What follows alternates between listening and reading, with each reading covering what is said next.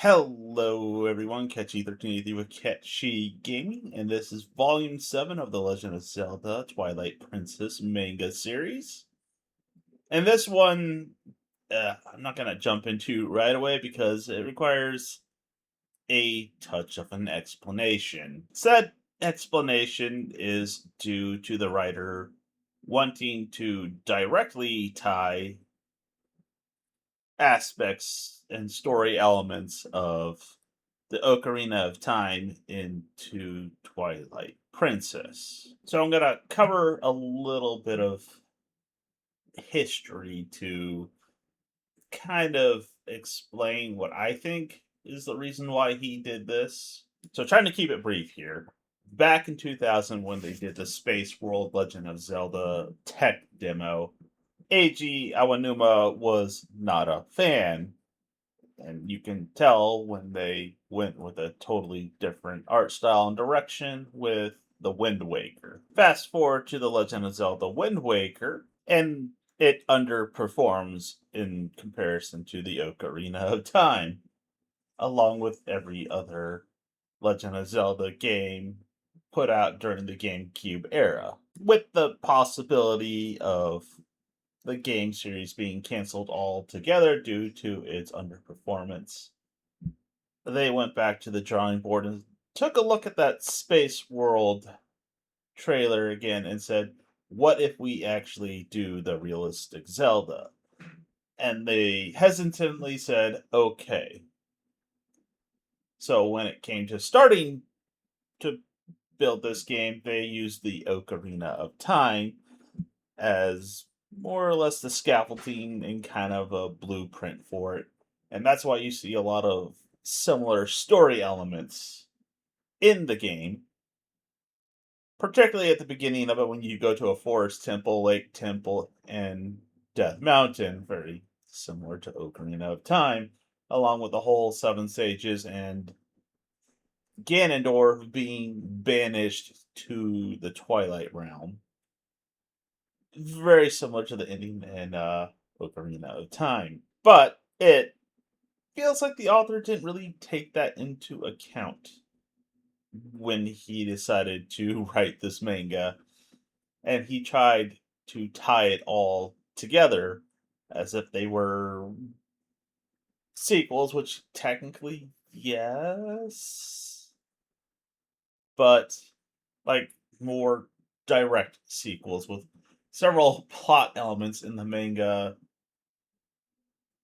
kind of just coming out of nowhere. And this whole entire volume, except for maybe a small portion at the end, is not in the game at all. I have zero footage to from the game to use as my B-roll for the background. That matches what's going on in the game. With that out of the way, let's get back into the manga. The last volume ended with Link being defeated by Zant, and I guess in a sort of way Shadow Link, with Link being whisked away by the spirit of the hero of time. Link finds himself inside a barn of sorts, but he's having visions of Zant and Shadow Link, along with some random kid who actually isn't in the game taking care of him. This particular kid treats Link's wounds and gives him medicine and some water, but he seems very cold and distant and not particularly liking Link. After the boy treats Link's wounds, he continues to have more hallucinations of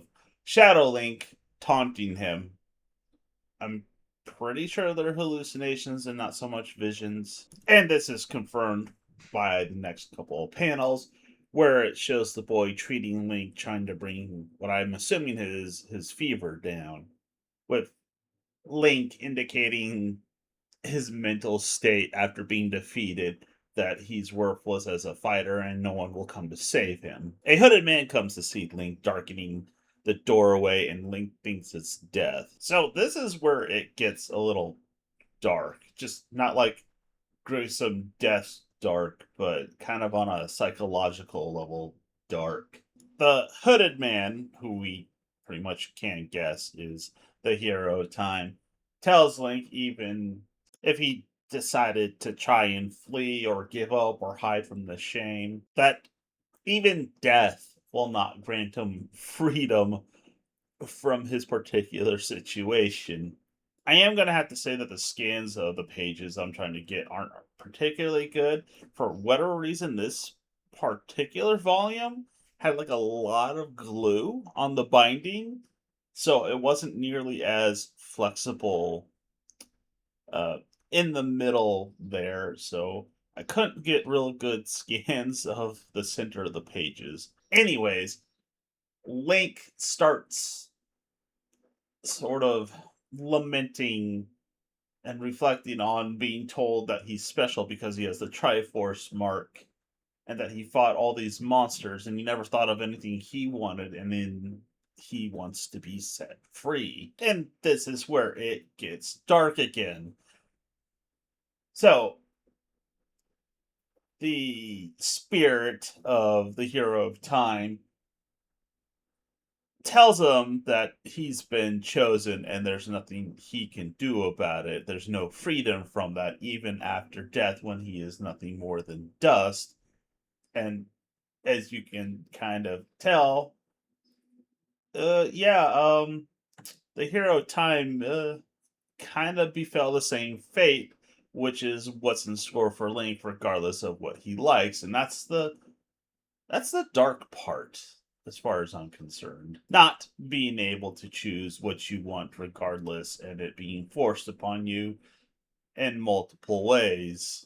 So the hooded man puts a hand on Link's chest and tries to give him words of comfort. Personally, I don't find them very comforting at all or encouraging in any capacity, but that's just me. I guess it's supposed to be words of encouragement, because he's letting Link know he walked the same path. As you can see, that it's the hero of time, with him saying make suffering his companion and unease and fear as friends.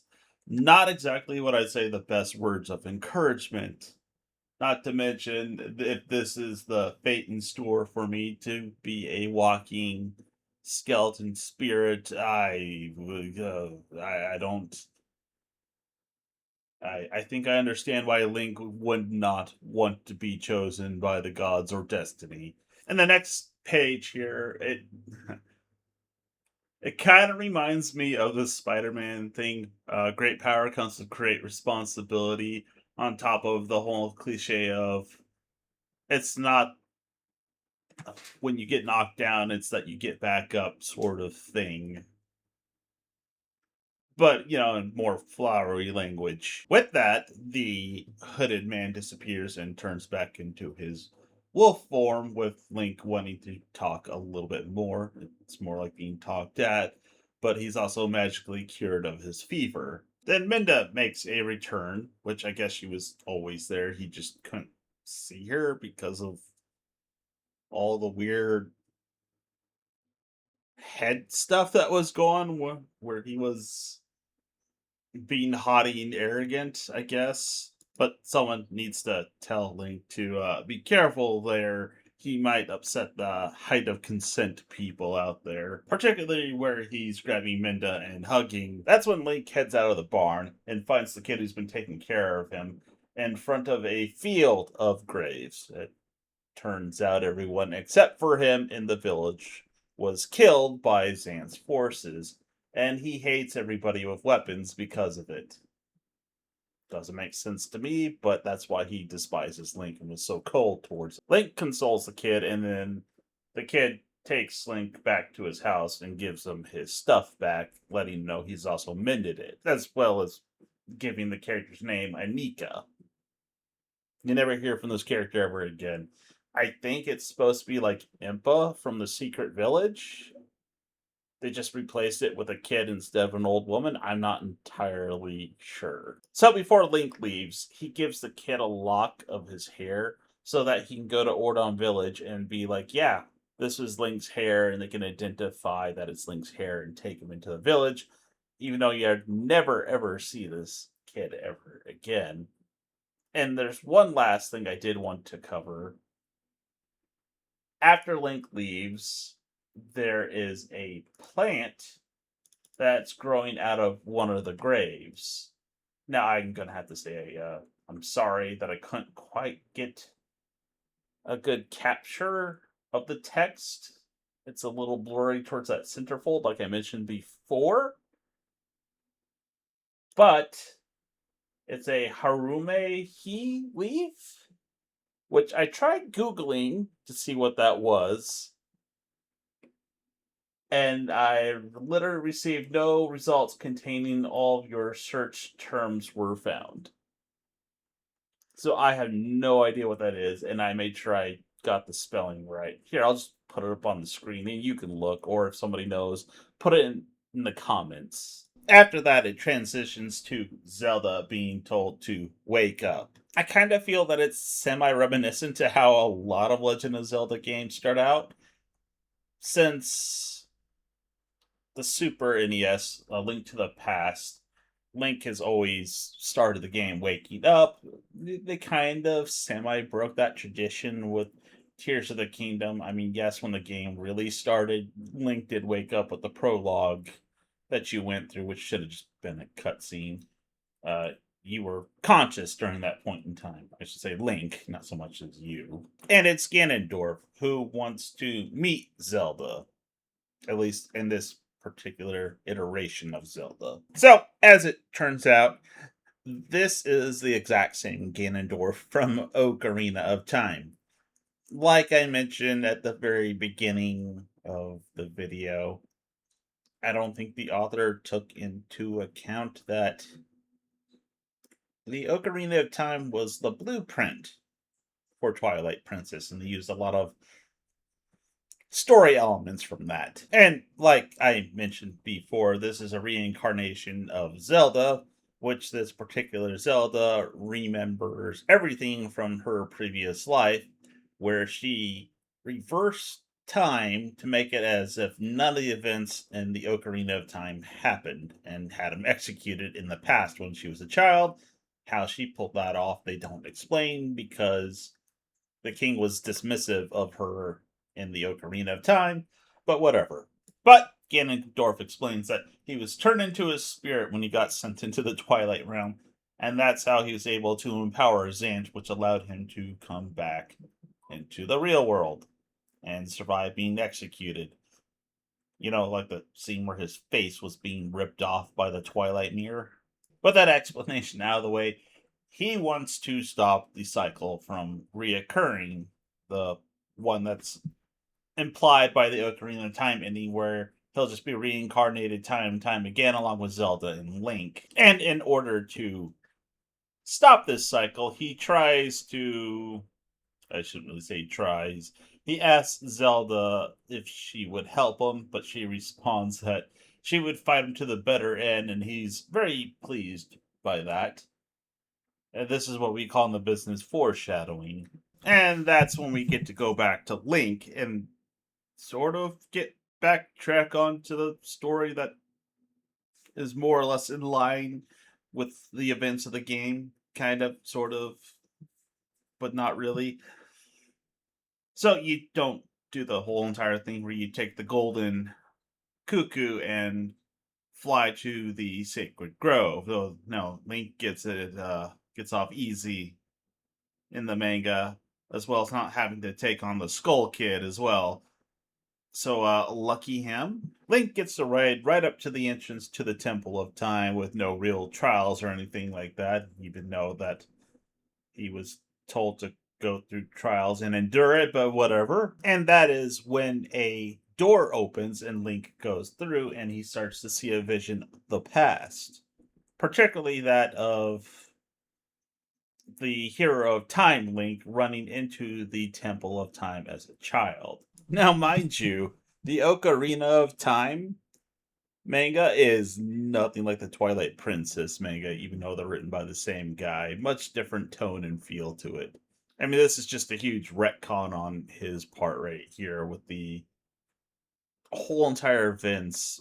Maybe it's just kind of an abbreviated form of what happened in the Ocarina of Time. And that's when the Hero of Time spirit makes another appearance with the explanation with the power of thought he's able to change his form. And then Link as slash tells him that he wants to fight like the hero of time, and he agrees to train him. And the manga ends here with the hero of time telling the current version of Link that he will teach him all of his secret techniques.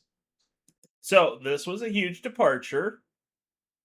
I mean, it's kind of expected to some degree when you're translating, let's say, one media to another. This was a huge departure from it, in my opinion. Particularly the whole entire thing of making Ganondorf in the Twilight Princess the same Ganondorf from Ocarina of Time. It feels like